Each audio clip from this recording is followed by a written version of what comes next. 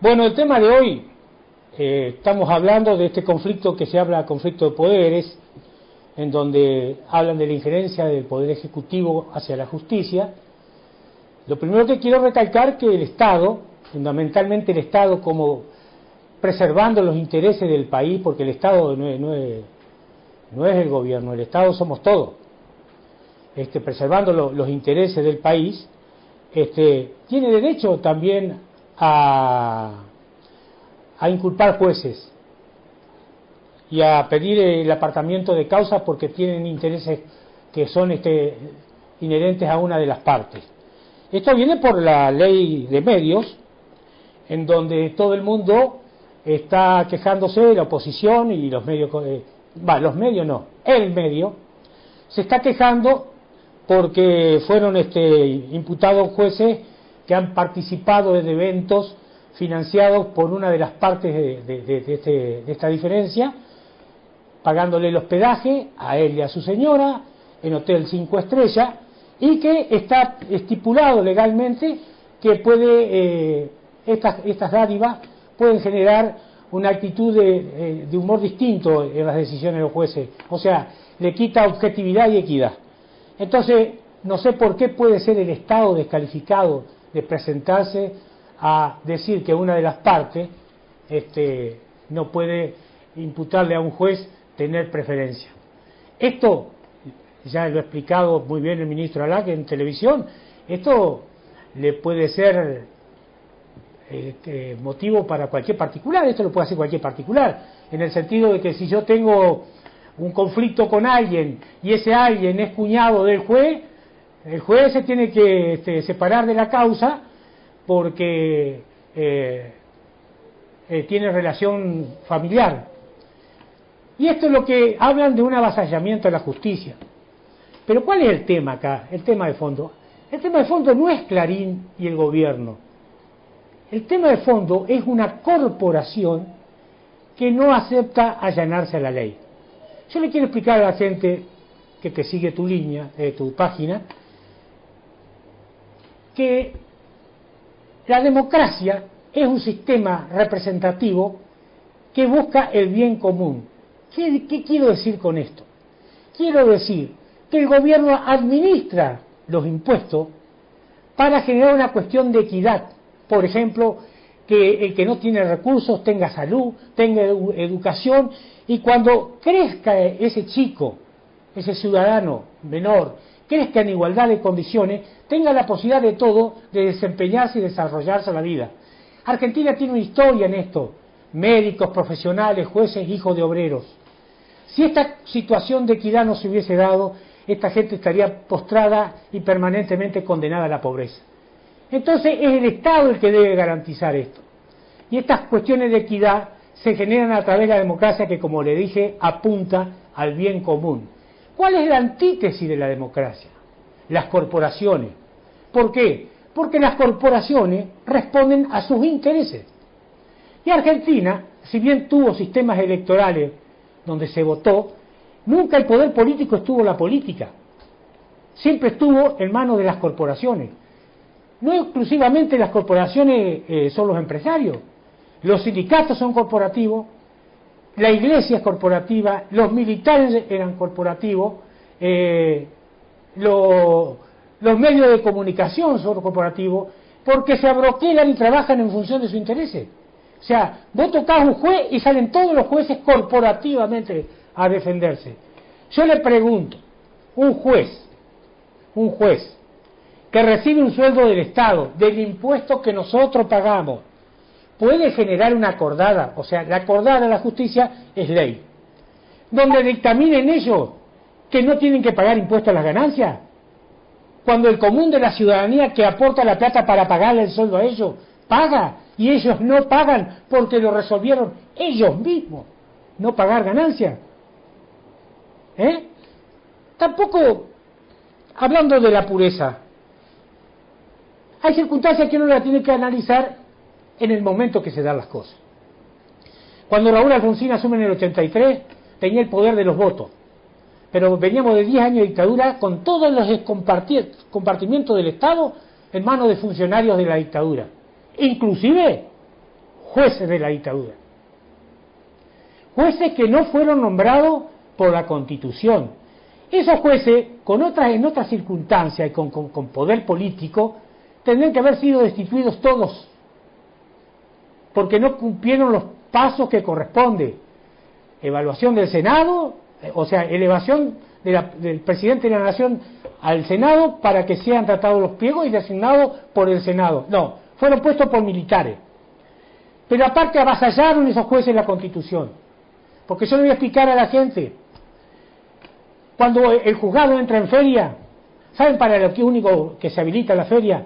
Es para casos de habeas corpus, para preservar la libertad de las personas. Estos jueces de la dictadura permitieron desapariciones, no aceptaron ningún habeas corpus, y hoy se embanderan tras el sistema democrático, la Constitución y las leyes.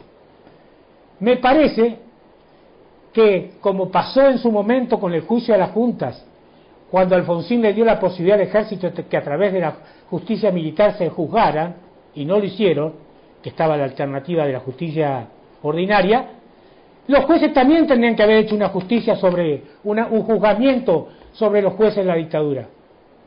Porque vaya coincidencia, como dependían del poder, siempre fallaban a favor del poder.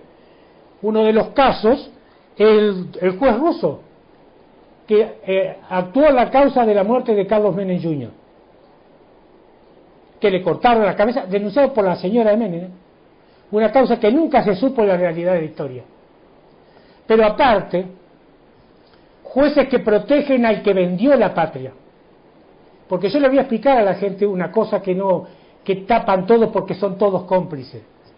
La Fragata Libertad, los fondos buitre, es producto de que en el gobierno de Menem, para lograr inversiones, Cavallo con Menem hicieron una ley que las diferencias que tuviese entre las partes se dirimían en juzgados extranjeros. Renunciamos a la soberanía.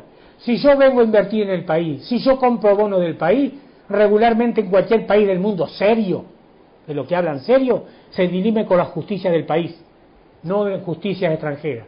Entonces, ¿qué puedo esperar yo si cada país va a defender los intereses de sus ciudadanos?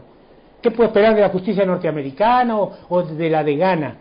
Pero yo no lo he visto sentarse en un banquillo de acusado a Domingo Cavallo, que fundió el país, que fue generador de la crisis que terminó que ahora en noviembre se cumple un nuevo aniversario, en diciembre, el 20 de diciembre para ser más exacto, de la masacre contra el pueblo que se levantó contra el gobierno de la Rúa.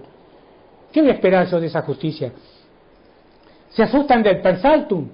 El per saltum lo aplicó, de hecho, sin legislación, lo aplicó el gobierno de Menem para vender aerolíneas argentinas. Esa misma corte le prorrogó el mandato a Pedraza, que había perdido la elección del gremio, porque los que ganaron iban a impedir la privatización del ferrocarril argentino. Pedraza continuó y los ferrocarriles fueron privados, fueron vendidos, y hoy, cuando la gente habla de la inflación, yo le quiero preguntar cuánto tiene que ver el precio de la mercadería el transporte, porque una cosa es transportar por ferrocarril y otra es por transportar por camiones, y lo que implica el mantenimiento de ruta y las rutas y todo lo que conlleva. ¿Cuánto más barato sería la mercadería si el cereal o lo de consumo de todos los días fuera transportado a través de trenes como ocurría antiguamente? Todo eso se lo debemos al gran ausente Domingo Cavallo. Es muy fácil saber qué juez es honesto y qué juez no es honesto. Simplemente hay que seguirle la vida que llevan. Algunos tienen bienes que no pueden justificar. Hay últimamente el caso más resonante, un Ollarvide con un anillo de $250.000. Y así. Entonces, ¿puede el Estado en defensa de los bienes del Estado, puede el gobierno, mejor dicho, en defensa de los bienes del Estado, reacusar a jueces que tienen relaciones demostradas? ¿Cómo no va a poder hacerlo? Pero fundamentalmente le vuelvo a insistir a la gente, estamos una corporación porque no son todos los medios de comunicación. Es una que se resiste a cumplir con la ley. una sola corporación, y que no está jugando porque tiene miedo de perder dinero, está discutiendo poder, le está discutiendo poder al gobierno, de igual a igual, y maneja legisladores, maneja jueces, maneja opinión pública, maneja todo. Por ejemplo, hoy se habla de los fallos que están parados de los jubilados.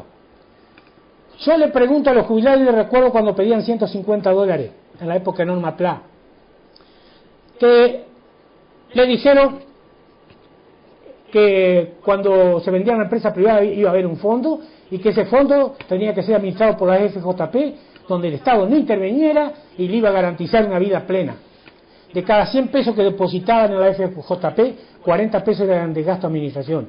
Gracias a este gobierno, porque fue decisión de este gobierno que volvió la jubilación al Estado, hoy cobran, porque si hubiese seguido la FJP no hubiese visto un peso. Y el Estado está haciendo 2 reajustes al año por sentencia de la Corte Suprema. ¿Está?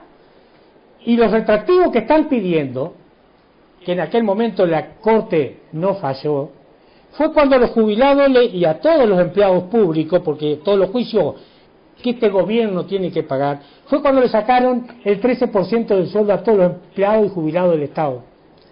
Entonces, yo le quiero recordar a esa gente, hoy están matando el cartero, no el que escribió la carta, porque el que le está pagando no es el que generó la deuda, y está cumpliendo, porque nosotros tuvimos un presidente que dijo no pagamos más la deuda, y esta imagen de poco serio que resaltan todos los medios no es producto de este gobierno que está cumpliendo y que racionalmente propuso hasta dónde podía pagar.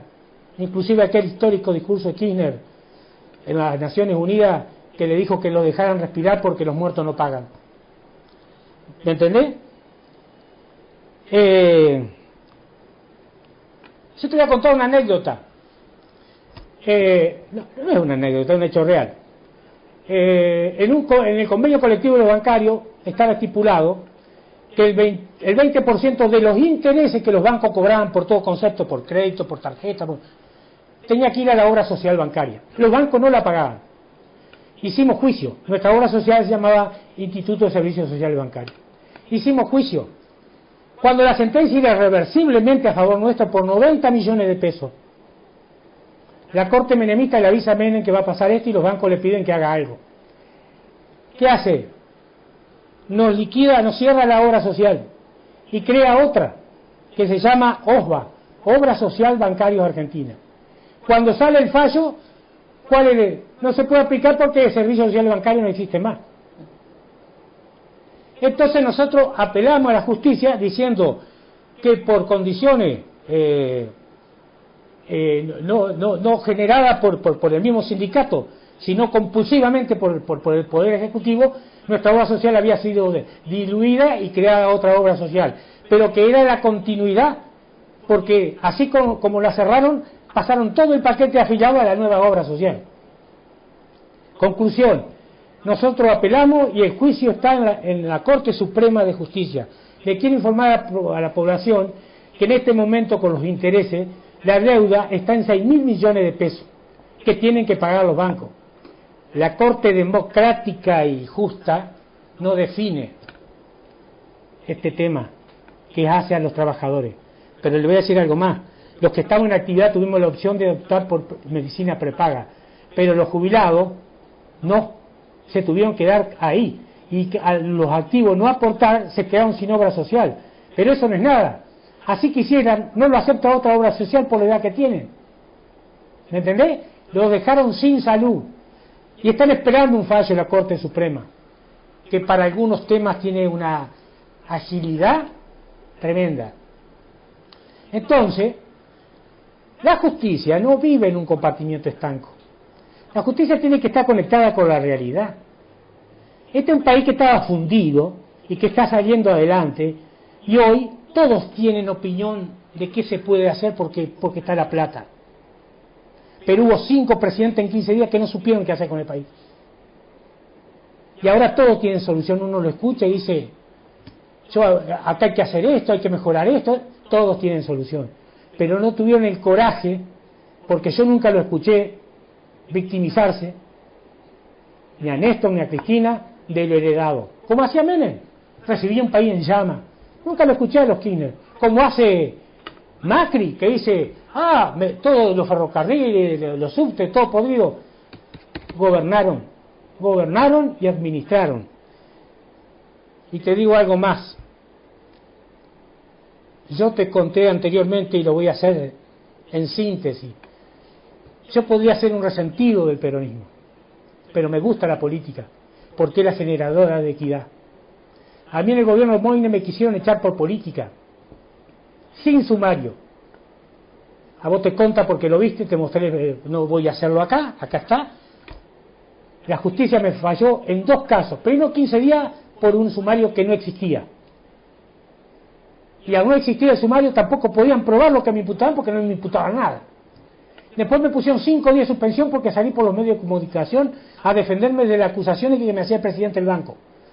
El Superior Tribunal castigó a la Cámara con la sentencia donde explícitamente, si me guardás un segundito, le dice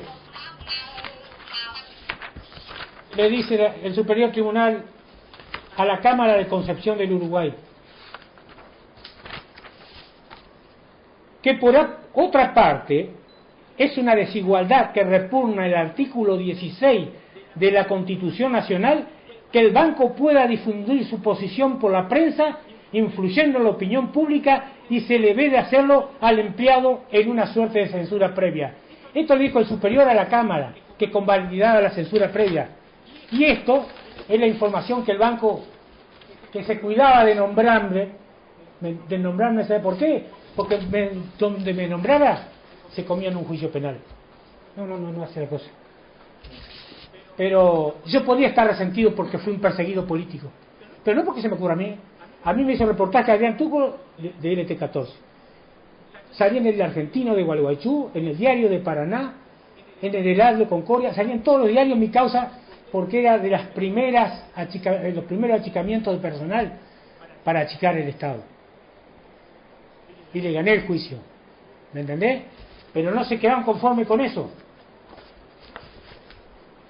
Acá, para que yo me fuera del banco y tener lo que querían, me pusieron de ordenanza. Yo me acuerdo que algunos muchachos del justicialismo que no me querían por la opinión que yo tenía, me llamaban a Paraná denunciándome que yo vivía en la calle. Y no se dan cuenta que era el mejor testimonio que yo podía tener, pues yo vivía en la calle porque yo era ordenanza. Y no se me cayó nada a mí, por ser ordenanza. Pero acá está el comunicado de la Asociación Bancaria, donde le dice al banco y a la justicia laboral que yo soy secretario del gremio bancario y que mis condiciones laborales no pueden ser modificadas en función de tal rango. Se atropellaron la justicia, me atropelló la justicia, me atropelló el gobierno, y yo no guardo resentimiento, porque yo apunto a tener un país mejor, donde me siento orgulloso aportar para la asignación por hijo, para aquella gente peón de campo que trabajó toda la vida y nunca le pagaron los aportes, que hoy tenga una jubilación, que se pueda atender en un hospital público gratis, con el aporte mío, no con los patrones que yo lo he escuchado en mi empresa decir, estoy cansado de pagar impuestos para mantener vago. No son ellos los que pagan, el ANSES de los trabajadores. Lo pagamos nosotros, y yo estoy orgulloso de poder ser solidario de esa manera para contribuir a que otra gente tenga una mejor calidad de vida. Porque la felicidad no es individual, la felicidad es de todo. Yo no puedo ser feliz solo. Gracias.